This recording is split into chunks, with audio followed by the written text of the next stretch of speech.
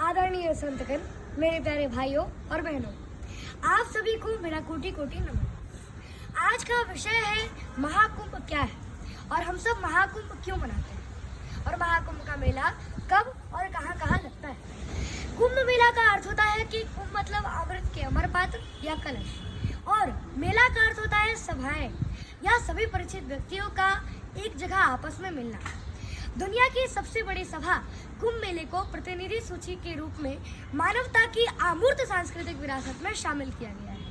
सारे नवग्रहों में सूर्य, चंद्र, गुरु बृहस्पति और शनि की भूमिका कुंभ में बहुत महत्वपूर्ण मानी जाती है। ऐसी मान्यता है कि जब अमृत कलश को लेकर देवताओं और राक्षसों में जो अमृत की खींचातानी में चंद्रमा ने अमृत को बहने से बचाया, गुरु बृहस्पति ने कलश को छिपाया, सूर्य ने कलश को फूटने से बचाया और शनि ने इंद्र के कोप से रक्षा की। तभी तो इन ग्रहों का योग संयोग एक राशि में होता है, तब जाकर के कुंभ मेले का आयोजन होता है। गुरु बृहस्पति एक राशि में हर एक साल तक रहता है और हर राशि में जाने में लगभग 12 वर्षों का समय लग जाता है। इसलिए हर 12 साल बाद उसी स्थान पर कुंभ मेले का आयोजन किया जाता है। निर्धारित 4 स्थानों में अलग अलग स्थान पर हर 3 साल में कुंभ लगता है। प्रयागराज के कुंभ के लिए आंशिक महत्व है। 144 वर्ष बाद प्रयागराज में महाकुंभ का आयोजन किया जाता है। नंबर 1, जब बृहस्पति सिंह राशि और सूर्यदेव मेष राशि में प्रवेश करते हैं तब कुंभ मेले का आयोजन उज्जैन शिप्रा नदी के तट पर किया जाता है और उज्जैन के कुंभ को सिंहस्थ कुंभ भी कहा जाता है।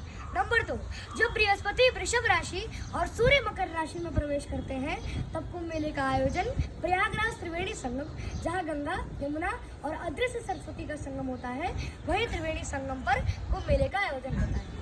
नंबर 3, जब सूर्य मेष राशि और बृहस्पति कुंभ राशि में प्रवेश करते हैं तब कुंभ मेले का आयोजन हरिद्वार गंगा नदी के तट पर किया जाता है। नंबर 4, जब सूर्य और बृहस्पति का सिंह राशि में प्रवेश होता है तब कुंभ मेले का आयोजन नासिक गोदावरी नदी के तट पर किया जाता है।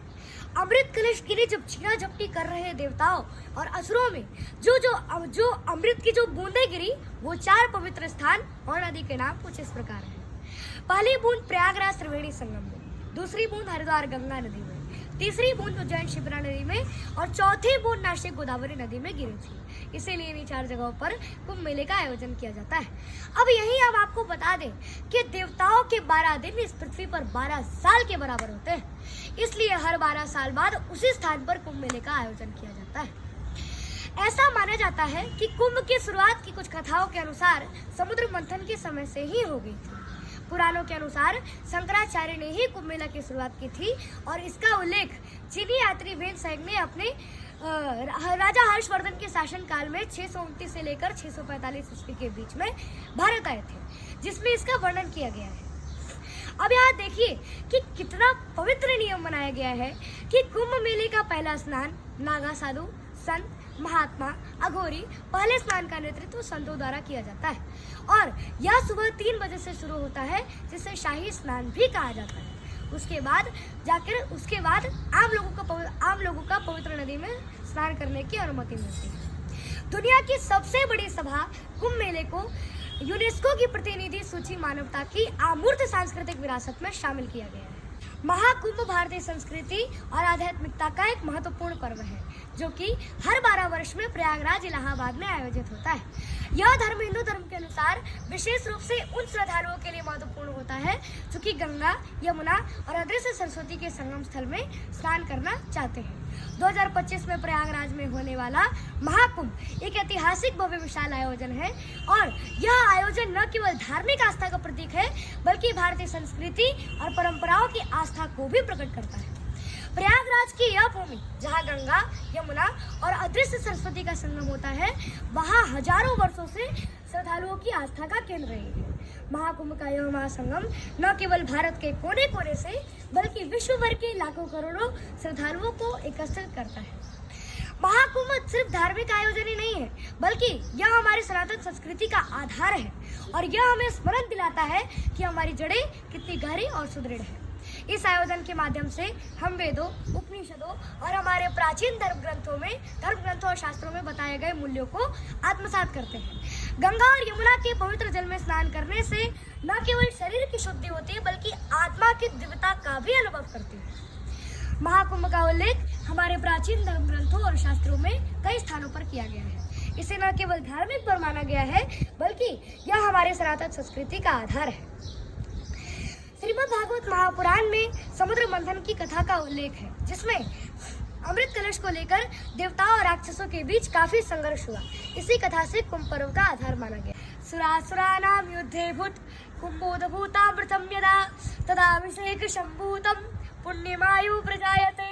अर्थात जब समुद्र मंथन से अमृत उत्पन्न हुआ तब अमृत कुंभ का महत्व माना गया और यह पुण्य का प्रतीक माना गया।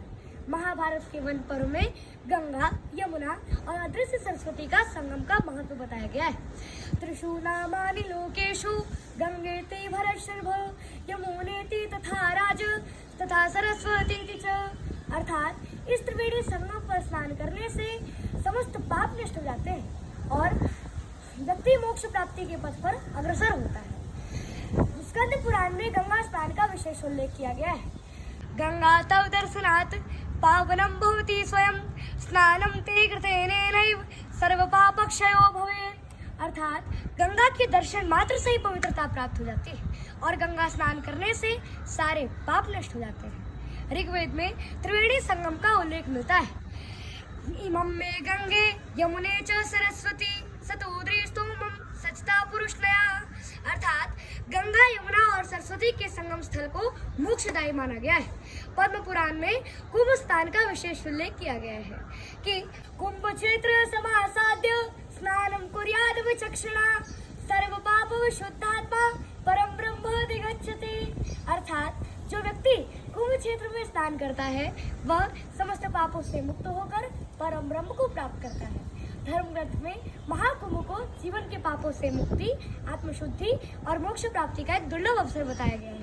पुष्पेषु जाति नगरीषु काशी नारीषु रंभा पुरुषेषु विष्णु नदीषु गंगा निर्भेषु राम काव्येषु माघ कवि कालिदास। अर्थात फूलों में चमेली, नगरी में काशी, नारियों में रंभा, पुरुषों में विष्णु, राजाओं में मेरे प्रभु श्री राम, काव्यकारों में कवि माघ और कवियों में कालिदास सर्वश्रेष्ठ माने जाते हैं। विष्णु पुराण में बड़े ही ललित श्लोक आया है कि गायन्ति देवा किल गीतकाणी धन्यास्तु ते भारत भूविभागे स्वर्गापवर्गा स्वदमार्गभूते भवन्ति भूयः पुरुष सुरत्वात्। अर्थात हम सब धरतीवासी इतने सौभाग्यशाली हैं कि हमें इस धरती पर सारे सुख प्राप्त हुए हैं, जहाँ के देवता लोग भी इस पृथ्वी पर, इस मृत्यु लोक पर आने के लिए तरसते रहते हैं। जय गंगे, जय जमुने, जय सरस्वती, जय जय श्री राम, हर हर महादेव। एक बार बोले गंगा मैया की जय।